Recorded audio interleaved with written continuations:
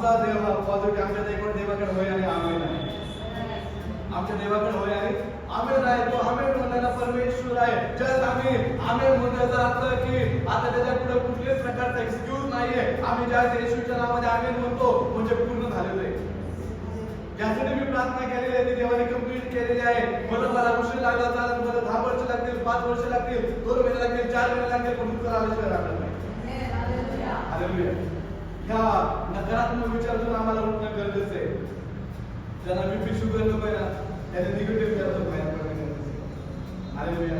इतके आम्ही विचार करत बसतो, इतके विचार करतो, ते विचार करून अनेक लोकांना बीपीचा प्रॉब्लेम झालेला आहे. आपल्या मराठी भाषेमध्ये जर बीपीचा पूर्ण जर फुल फॉर्म असेल तर बीपी झाला की प्रॉब्लेम नाही. फुकटचं टेन्शन घ्यायचं, काही गरज नाही टेन्शन घ्यायची. उगाच आपण खिचून आणतो आहोत. बायबल सांगायचं की कोण तुमच्यामध्ये समर्थ आहे की आपल्या आयुष्याची हातला वाढलं समर्थ आहे. पण कशाविषयी चिंता काळजी करू नये. एवढं सर्व आम्हाला सांगितलं पण आम्ही काळजी करतो आणि आम्ही आमचा बीपी असं वाढवून घेतो. बीपीला काय म्हणा वाढवतो कारण आजारपण लोक बसत नाही. येशूला बसले नाजवाने आम्ही आजारपण बंद घ्यायचं. हालेलुया.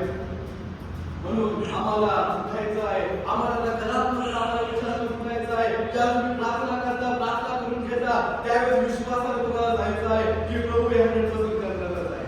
जे मी प्रभूकडे मागितलेलं आहे ते प्रभू मला देणारच आहे. मला विलंब जरी लागलेला आहे, जरी तुम्हाला लेट होत आहे काही गोष्टींसाठी, विश्वास करा की तुमच्यासाठी प्रभू काहीतरी बेस्ट करणार आहे.